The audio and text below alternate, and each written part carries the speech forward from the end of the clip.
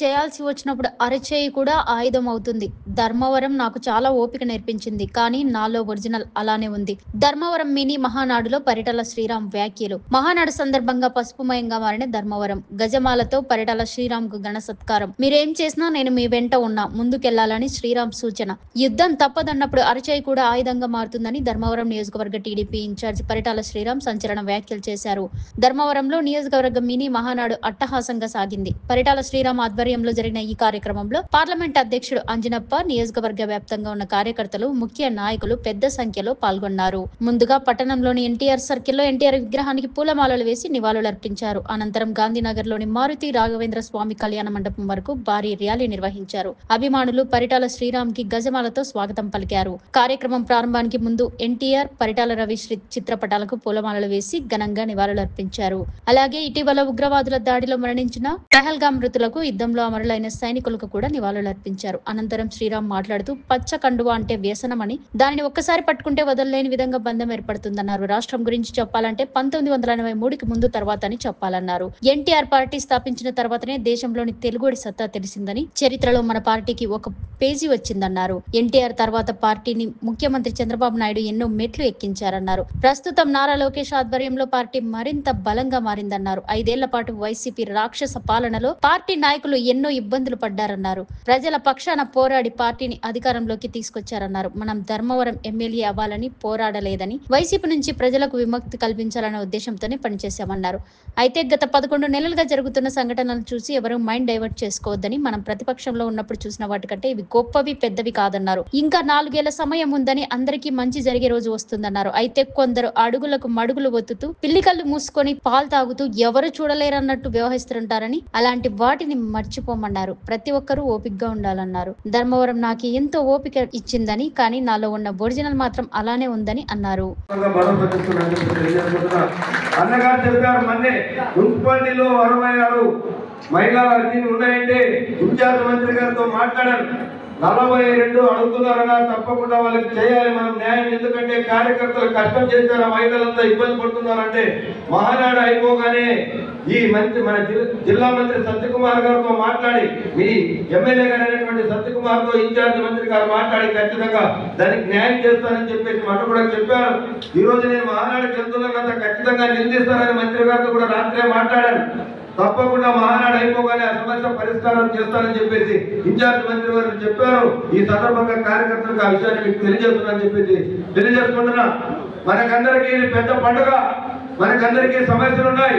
ఎన్నో కష్ట నష్టాలు పడి పార్టీని అధికారంలోకి తీసుకొచ్చాం.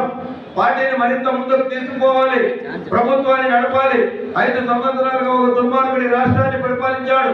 ప్రజలకు అభివృద్ధి చేయాలి, కార్యకర్తల సంక్షేమాన్ని ముందుకు తీసుకోవాలని మన జాతీయ ప్రధాన కార్యదర్శి నారా లోకేష్ గారు ఒక అడుగు ముందుకేసి కార్యకర్త సంక్షేమ నిధిని ఏర్పాటు చేసి ఈ రోజు 5 లక్షల రూపాయల భరోసాని కల్పిస్తున్నటువంటి నాయకుడు యువనేత నారా లోకేష్ గారు అని చెప్పేసి సందర్భంగా తెలియజేసుకుంటున్నాం. ఏదైతే ఈ రాష్ట్రంలో ఉన్నటువంటి ముందు మాదిరి లేదు, మన పార్టీ ఒక సిస్టమ్ ఉంది. జాతీయ అధ్యక్షులు, రాష్ట్ర అధ్యక్షులు, జిల్లా అధ్యక్షులు, నియోజకవర్గ ఇన్ఛార్జ్, మళ్ళా వచ్చేసి క్లస్టర్లు, యూనిట్లు, ఒక బలమైన పునాదిని వేసుకుంటున్నాం. ఎందుకంటే లోకేష్ గారు చెప్తున్నారు కార్యకర్తలకు ఎక్కడ ఇబ్బంది జరగకూడదని. కానీ మన దాంట్లో కొంచెం ఇబ్బందులు ఎక్కువ ఉన్నాయి. దానికి కూడా త్వరలో పరిష్కారం అవుతుంది. ఎందుకంటే తెలుగుదేశం పార్టీ అంటే నందమూరి కుటుంబం, నారా కుటుంబం, పరిటాల కుటుంబం. కాబట్టి ఈ 3 కుటుంబాలే పార్టీ. అతనికి పదవి కాదు, పార్టీ వాళ్ళది, పార్టీనే వాళ్ళది. మనం పదవి గురించి ఆలోచించాల్సిన పని. పదవులు ఆయన దగ్గరికి ఎదుర్కొని వస్తాయి, పదవి ఆయన దగ్గరికి ఎదుర్కొని వస్తుంది. మీరు పదవి గురించి ఆలోచించాల్సిన పని లేదని చెప్పేసి సందర్భంగా తెలియజేసుకుంటున్నా. ఎందుకంటే ఈ రాష్ట్రంలో నారా నందమూరి పరిటాల కుటుంబాలకు ఉన్నటువంటి క్రేజీ ఏ నాయకునికి లేదని చెప్పేసి సందర్భంగా తెలియజేసుకుంటున్నా. కార్యకర్తలందరూ సంయమనంతో ఈ సమస్యలు ఉన్నాయి. ఆ సమస్యలు ఒక్కొక్కటిగా కొంచెం సమయం పడుతుంది. ఎందుకంటే 9 నెలల్లో ఇప్పుడే అధికారం ఒక ట్రాక్ లోకి వచ్చింది. మన ముఖ్యమంత్రి వర్యులు ఒక విధానాన్ని తీసుకొచ్చాడు. అమరావతి కానివ్వండి, పోలవరం కానివ్వండి, విశాఖ స్టీల్ కానివ్వండి, అదేవిధంగా మన రాయలసీమ జోన్ అభివృద్ధి కానివ్వండి, మన జిల్లా అభివృద్ధి కానివ్వండి, అదేవిధంగా ఆంధ్రీ నివాకాలకు 3,500 కోట్లు. దేశ చరిత్రలోనే ఒక జిల్లాకు 3,500 కోట్లు ఆంధ్రీ నివాకాలకు ప్రభుత్వం ఏది లేదు. చంద్రబాబు నాయుడు గారు మన జిల్లాలో రైతులు బాగుండాలి, ఉండాలి. తెలుగుదేశం పార్టీకి అండగా ఉన్నారు ప్రతి కార్యకర్త, ప్రతి రైతు, ప్రతి ప్రజలు. ఈ సత్యసాయి జిల్లాలో 7 నియోజకవర్గాలు ఉంటే 7 నియోజకవర్గాలు శాసనసభ్యులు గెలిపించారు, పార్లమెంట్ సభ్యులు గెలిపించారు. 1983 నుంచి ఇప్పటి వరకు 43 సంవత్సరాలుగా తెలుగుదేశం పార్టీకి ఈ సత్యసాయి జిల్లాలో అండగా ఉండాలని చెప్పేసి కృతజ్ఞతతో ఈ ప్రాంతానికి అభివృద్ధి చేయాలని తాగునీరు, సాగునీరు, పారిశ్రామిక అభివృద్ధి, కియా ఫ్యాక్టరీని, అదే విధంగా హార్టికల్చర్ హబ్ని, సోలార్ పార్కుల్ని అన్ని మంజూరు చేస్తున్నారు. కాబట్టి ఈ విషయాలను మనం ప్రజలకు తెలియజెప్పాలా. తప్పకుండా ధర్మవరం నియోజకవర్గ కార్యకర్తల సమస్యలందరినీ అధిష్టానం దృష్టికి తీసుకుపోయి తప్పకుండా మీకు అందరికీ న్యాయం జరిగే విధంగా పరిటాల శ్రీరామన్న ఆధ్వర్యంలో జరుగుతుందని చెప్పేసి తెలియజేసుకుంటూ నాకు ఈ అవకాశం కల్పించిన శ్రీరామన్నకి ధన్యవాదాలు తెలియజేస్తూ రేపు జిల్లా మహానాడు పుట్టపర్తి కేంద్రంలో బ్రహ్మాండంగా జరుపుకోబోతున్నాం. ఎందుకంటే ఇది పరిటాల జిల్లా, సత్యసాయి జిల్లా. తప్పకుండా మీరందరూ ఒక పరిటాల రవి, ఒక పరిటాల శ్రీరామన్న వచ్చి జిల్లా మహానాడు విజయవంతం చేయాలి. ఎక్కడ పరిటాల రవి ఇదుడులో ఈ సత్యసాయి జిల్లాలో పరిటాల రవికి ఒక ఇది ఉంటుంది. కాబట్టి ప్రతి ఒక్కరూ వచ్చి విజయవంతం చేయాలని చెప్పేసి కోరుకుంటూ నాకు ఈ అవకాశం కల్పించిన కార్యకర్తలకి, నాయకులందరికీ ధన్యవాదాలు తెలియజేసుకుంటూ ముగిస్తున్నాను. జై హింద్, జై తెలుగుదేశం, జై చంద్రబాబు, జై లోకేష్, జై బాలయ్య. అన్న ఇక్కడ అధిష్టానం దృష్టికి తీసుకోవాల్సిన సమస్యల గురించి ఇక్కడ మేము తీర్మానం చేసి పంపిస్తాం. మహానాడులో రేపటి మహానాడులో మీరు మా ధర్మవరం సమస్యలు అయితేనేమి, ధర్మవరం కార్యకర్తలు ఎదుర్కొనే సమస్యలు అయితేనేమి, ధర్మవరం అభివృద్ధికి సంబంధించిన సమస్యలు అయితేనేమి కొన్ని తీర్మానాలను మేము ఇవ్వగలిగాం. ప్రధానంగా అభివృద్ధి కార్యక్రమాలు చంద్రబాబు గారి అధ్యక్షతన జరుగుతాయి. ఇక్కడ కార్యకర్తలు గత 5 సంవత్సరాలుగా పడుతున్న ఇబ్బందులు మీ దృష్టికి తీసుకురావడం జరిగింది చాలా సార్లు.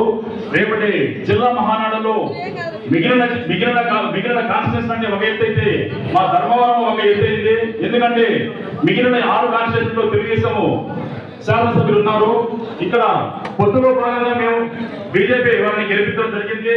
మాకు ఇక్కడ జరుగుతున్న అన్యాయాల గురించి కానీ, మా కార్యకర్తలు పడుతున్న బాధల గురించి కానీ రేపటి మహానాడులో తీర్మానం చేసి ఆ తీర్మానం ద్వారా మీరు 28 గడపలో జరిగే మహానాడులో మీరు ప్రస్తావించవలసిన బాధ్యత జిల్లా అధ్యక్షులుగా మీ పైన ఉంది. కాబట్టి తప్పనిసరిగా రేపు మహానాడులో ఈ తీర్మానం ప్రవేశపెట్టాలని చెప్పేసి ఈ సభ ద్వారా మా ఇన్ఛార్జ్ గౌరవ శ్రీరామ్ గారి ద్వారా కోరుకుంటున్నాను.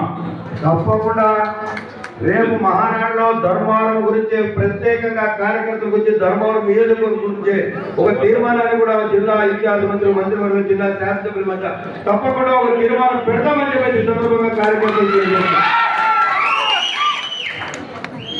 జిల్లా అధ్యక్షుల సమక్షంలో ఒక 2 నిమిషాలు ఇవ్వాల్సిందిగా కోరుతున్నాం.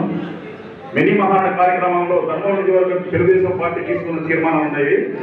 గతంలో అనగా 2014, 2019లో మన ప్రభుత్వం చేనేతలకు అందించిన ముడి పట్టు రాయితీని ప్రస్తుతం ఉన్న ముడి పట్టు ధరలలో 50% శాతానికి పెంచి చేనేత రంగాన్ని ఆదుకోవాలి.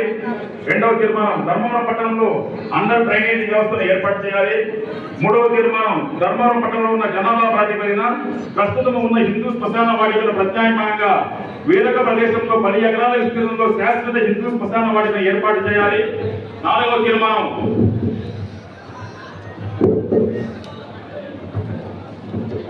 ధర్మవరం చెరువు పూర్తి స్థాయిలో నిండి మరో పాల సమయంలో ధర్మవరం చెరువు దిగువన ఉన్న గ్రామాలకు రాకపోకలేదు తీవ్ర అంతరాయం ఏర్పడుతుంది. కావున ధర్మవరం చెరువు కట్ట కింద ఉన్న వంగమాన బ్రిడ్జిని నిర్మించాలని, అలాగే చెరువు కట్ట దిగువన ఉన్న 20 పైచిలుకు గ్రామాలకు రవాణా సౌకర్యం ఉండడం. మరిన్ని వీడియోలు విశేషాల కోసం మా ఛానల్ను షేర్ చేయండి మరియు సబ్స్క్రైబ్ చేయండి. అలాగే పక్కనే ఉన్న బెల్ బటన్ని కూడా టచ్ చేయండి.